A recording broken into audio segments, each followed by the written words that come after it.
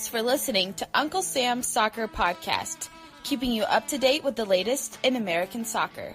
And don't forget to subscribe.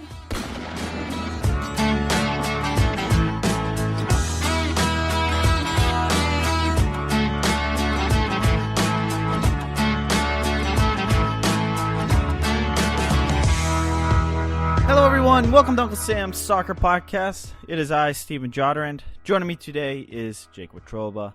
Omakafai is off celebrating his birthday, so he's not here. On today's episode, we're talking about the USA's ass-kicking of Thailand in the 2019 Women's World Cup. But before we get to that, hit that subscribe button, give us a 5-star review, and follow us on Twitter at UncSamSoccerPod. And go back. We talked U.S. Youth National Team. We talked U.S. Men's National Team on previous episodes. Today we're talking about the women's game. And coming out tomorrow is our interview with Las Vegas Lights FC owner Brett Lashbrook. Anyway, Jake, an utter ass-kicking today.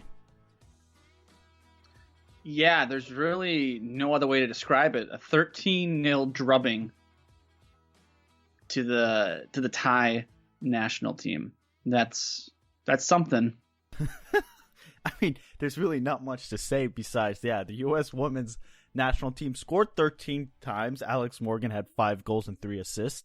She leads the entire competition in that category in goals and assists. So, congratulations, Alex Morgan, to winning the Golden Boot, to the best player of the tournament. I mean, anytime you can get 5 goals in a game, I think you've set yourself up pretty well to win the Golden Boot, to win the player of the tournament. I think Alex Morgan is in the catbird seat, as one might say. Yeah, and listeners, this makes it really difficult to actually talk about this game. Because, question of the day, what did we learn from the U.S. women's national team's ass-kicking of Thailand? And Jake, I'll be honest with you, I didn't learn a single thing. Well, I learned the Thai national team isn't very good. I get that the U.S. is the best team in the world. This might be the best assemblance of talent ever for a women's national team. But anytime you give up 13 goals, that kind of tells the whole that tells me that you're just not a good team. You should never give up 13 goals when you're at this level. Yeah, well, okay, the Thai are bad, cool, but everybody knew that walking into this game. I think they won one of the last 7 games. And the U.S., and listeners at Unc Sam Soccer Pod, I promise you did not learn anything from this game. The difference in a 6-0 victory, as some predicted, there's no difference between a 6-0 thumping of Thailand versus a 13-0 thumping of Thailand. There is none. You know why? Because the team doesn't learn anything. We know the U.S. women's national team is good because they're the favorite. So hold your horses. Yes, Alex Morgan scored 5 goals and 3 assists. And Jake, read off some other insane stats from this game. I got 2 for you right here. This from our friend Opta Jack. The U.S. women's national team's 13-0 win over Thailand is the largest margin of victory in FIFA World Cup history. That goes for both the men's and the women's World Cups. And to add that to that, the U.S. women's national team is the first team in women's World Cup history to have 3 different players record a brace in the same match. That being Alex Morgan, Rose Lavelle, and Samantha Mewis.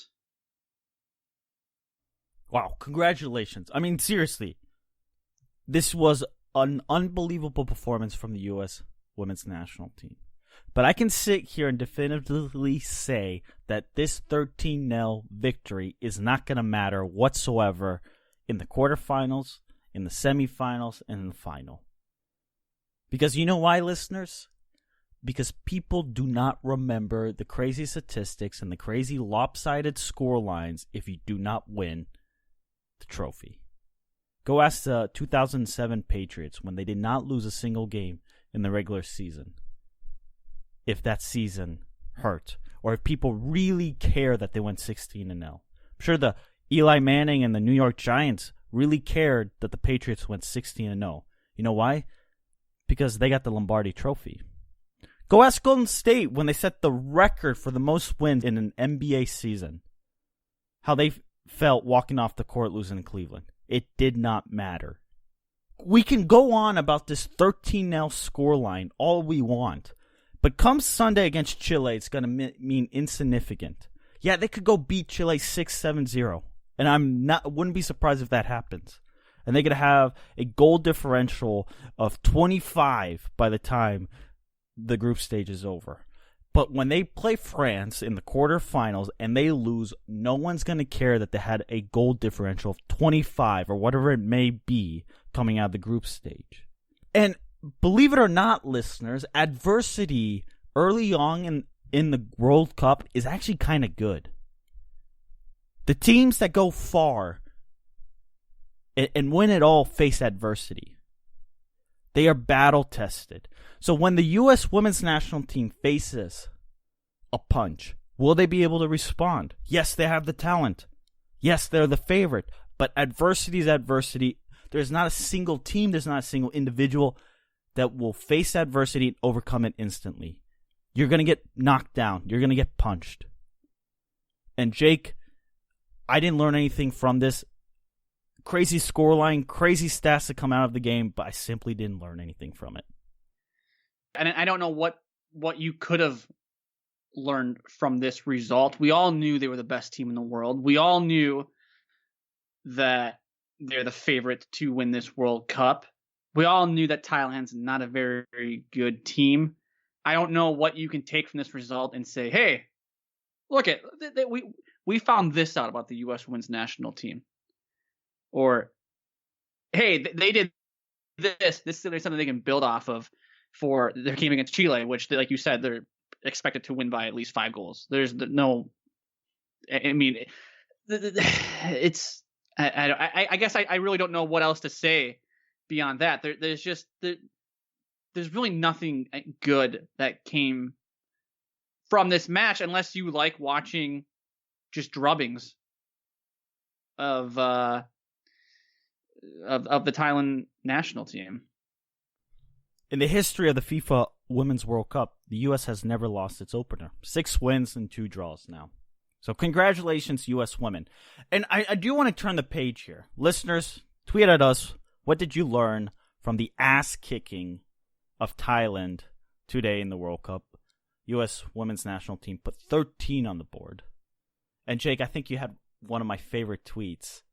Stephen, a parody Twitter account, I'm not going to read the name, I'll give you the handle though, it's at Sports Talk Barry, if you know who that is, had this interesting tweet on the U.S. women's national team victory over Thailand earlier today. And Stephen, you in particular will get a kick out of this because, as Sports Talk Barry writes, props to the U.S. women's soccer team for reminding everybody how many points Tom Brady led his offense to in both of his Super Bowl wins over the Rams.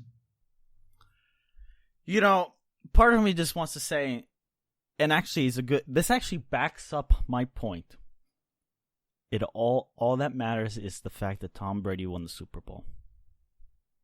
U.S. women's national team could put 50 up on Thailand. If they do not win the World Cup, it is insignificant. And what is more annoying about this game is that post-match on Twitter, on Fox, the conversation was not about the performance itself. It was the fact that they put 13 up, and then the comparisons to the U.S. men's national team began. When can we just sit here during the FIFA Women's World Cup and just focus on what is happening in France? Whether it's goals, whether it's VAR, whether it's off-the-field issues with Norway and the world's best player sitting out. Whether or not the U.S. women's national team is the best assembled team ever at a World Cup. Who can compete? France, England, Germany. No, we're comparing the U.S. men's national team to the U.S. women's national team once again. Why? Jake, seriously, why are we doing this every time this happens at a World Cup with the women? I don't know, Steven. I don't know. It's very interesting why we continue to do it, and I think the catalyst is the equal pay issue that I think is the reason why. Yeah, but that's separate. What I'm talking about, the comparison today was the fact that they scored 13 goals. It was not a celebration that they scored 13 goals. It was a comparison to the men game that I didn't comprehend. Look, when you make comparisons between the women and the men, it opens a can of worms, and it just devastates the discussion. And moreover, you're taking away the performance from the women, because people begin to actually discuss the comparison rather than the performance by the women in France tonight. Admire it, enjoy it. Criticize it if you thought the celebrations were too much, or you thought tactically Jill Ellis did something wrong. But stop with the comparisons, because it doesn't help. And as you'll see in our show notes, we do have a small comparisons we make. And we discussed it, whether or not we should bring it up. But since everyone else is going down that rabbit hole, we thought, well, let's venture into it. Yeah, it's hypocritical of us, but it also makes good sports radio. Timothy Burke on Twitter has his long Twitter feed that absolutely blew up. The United States women's national team has scored 10 World Cup goals today. The United States men's national team has scored 10 World Cup goals in the past 4,736 days. And he goes on and on and on about it. And I'm sitting there going like, cool, great. It's insignificant. Again, it's insignificant. Talk about world titles. How many do the women have and how many do the men have? Who cares how many World Cup goals do you have? Moreover, this kid in Norway, Erling Braut Haaland, I don't know, I butcher every name, scored 9 goals in one game. I'm sure that's a great stat, and he's going to carry that for the rest of his life. But if he does not go on to win silverware, or go on to have a productive career at club soccer or at the national stage, it's just another blip on the radar. Some kid scored 9 goals at a U20 World Cup. It doesn't matter. And moreover, what did Norway do in that tournament? Are they in the semifinals of the U20s? No. In fact, they didn't even get out of the group stage. One question I have: did people complain that he ran up the score, or Norway in the U20 World Cup ran up the score? Secondly, how many of y'all actually knew that? How many of y'all actually cared? Jake, Norway U20s beat Honduras 12-0. Did you know that? No, I didn't know that. I really only paid attention to the U.S. youth national team during the U20 World Cup. Now, which is fair. Norway is not our native country, and Norway is not. We're not one of the top dogs at the U20 World Cup, like the U.S. women's national team. Top dogs, native country. Point being, they put 12 past Honduras, and it didn't matter. Nobody's looking back at that result and going like, "Wow, U.S. women's national team now have to go out and prove it to the world that they're best." And this 13 thumping of Thailand is nothing more of a product of how great they are, and not a product of how bad Thailand is. And it's a detriment, and this is an extension of this point, Jake. I think it's not necessarily a good look on the women's game as a whole when you have the number 1 FIFA-ranked team play the 34th ranked team, and there's a 13-goal margin at the World Cup. This is not a friendly. This is not a qualifier. This is the World Cup. And yes, there's been lopsided scores at the World Cup. Most recently, I think we all remember Germany's 7-1 thumping of Brazil in the 2014 World Cup. The point I want to make here, since we love comparing the men to the women, it seems like if we took Belgium, who is number 1 in the FIFA men's ranking, and Austria, who is number 34, would Belgium beat Austria 13-0 if they play today, both with their best squads? Extend it out. Let them play 10 times. How many times do you think that would happen? 0 out of 10.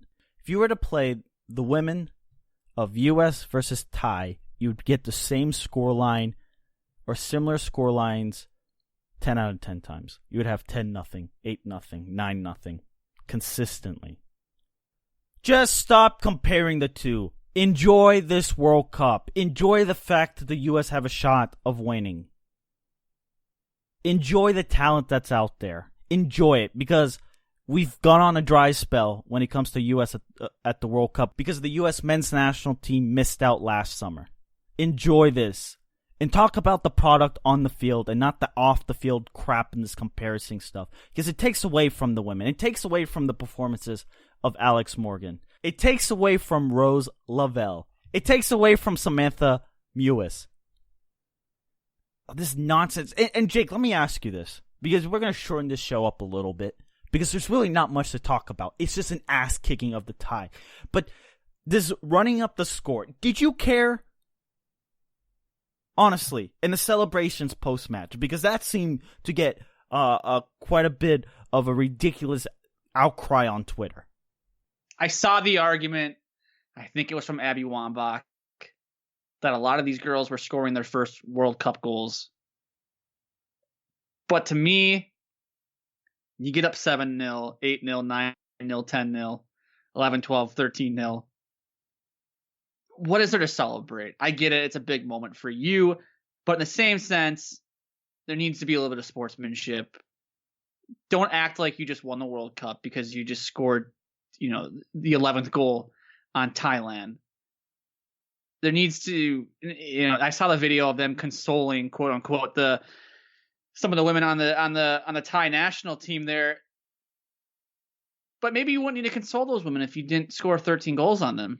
Maybe they wouldn't feel so embarrassed. Yeah, but the argument... I mean, there has to be a point. There has to be a point where you take the foot off the gas. And I understand this is a tournament where goal differential is in play.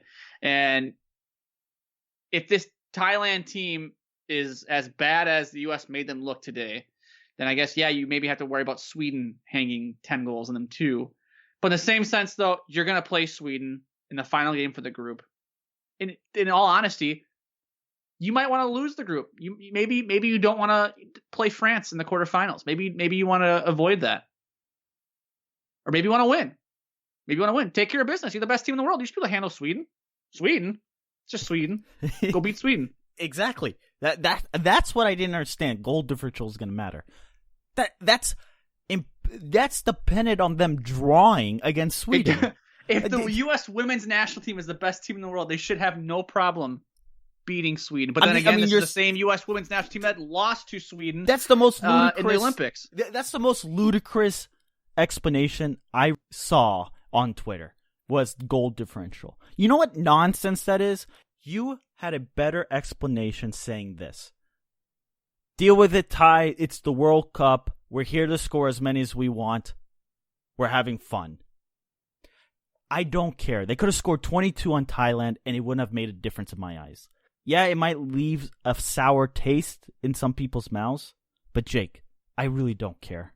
And the goal differential argument is so nonsense. If you're the best team in the world, you could take care of Sweden, no problem, and still win the group. And maybe you don't want to win the group. Maybe you want to lose, which is kind of a dumb argument to make, but it is what it is. Goal differential. That's dependent on if the U.S. were to draw Sweden. Take care of business, and you don't need to worry about goal differential. Exactly. I'm sorry. That's all I have to say. Isn't that belittling how great this national team is by saying, "Oh, goal differential is going to matter"? I don't think it belittles them. What, you're sitting there so scared of goal differential against Sweden? If you beat Sweden 1-0, it's not going to matter if Sweden hang 30 on Thailand. No, Steven, you're right. You're right, and that's kind of why to me it's confusing, perplexing, annoying. Confusing. The celebrating is what gets me. The celebrating after you've scored 8 goals, it doesn't make any sense. What fun is it at this point to just, if you're a player and you're basically scoring at will, that's not fun. Is it really fun for listeners? if you're playing FIFA, the video game, and you have it set to rookie, the difficulty set to rookie, and you're scoring 10, 15, 20 goals on the CPU, is that fun? Is that fun? Well, Jake, this is boring. From experience as a Patriots fan, running up the score is great. And I have no problem with what the U.S. women's national team did there. Run up the score. I don't care. But just get ready for the criticism. Get ready for the backlash. And you better back up that performance when the time counts. Like I said, if they lose to France in the quarterfinals, because I know that's a big circled date that everyone has, or the final, or the semifinals, or the round of 16, whatever it may be, this result will A, be insignificant, and B, people are going to laugh at it. Haha, you hanged up 13 on Thailand. Woohoo! You didn't win any silverware. It's plain and simple. Listeners, question of the day. What did you learn from the U.S. women's national team's ass-kicking of Thailand? Let us know at Unc Sam Soccer Pod. You heard our thoughts. Meanwhile, the U.S. will sit around, wait until Sunday, where they take on Chile at noon Eastern in Paris at the Parc des Princes. That's going to be a hot sellout. Great atmosphere always at the Parc des Princes. Meanwhile, all eyes on Sweden, Thailand, several hours before 9 a.m. Eastern in Nice, as that goal differential might come into play, and we'll see what it turns out to be heading into that Chile match. Yeah, Steven, the U.S. better hope Sweden doesn't hang 14 or 15 goals on Thailand, or else that final game might really mean something. Might have goal differential at play, it sounds like. Yeah, the women might not beat Sweden. So scared. So scared of a draw. Right. But anyway, that's it for today's show. Make sure you follow the pod on Twitter at UncSamSoccerPod. You can follow Steven at Steven Jodran, and follow Armand Kafai, who is celebrating his birthday tonight at Armand Kafai. So make sure you wish him a happy belated birthday. You can follow myself on Twitter at Jake Watroba. Don't forget our interview with Las Vegas Lights owner Brett Lashbrook is set to come out later this week, so be on the lookout for that. For Steven, I'm Jake. We'll talk to you guys next time.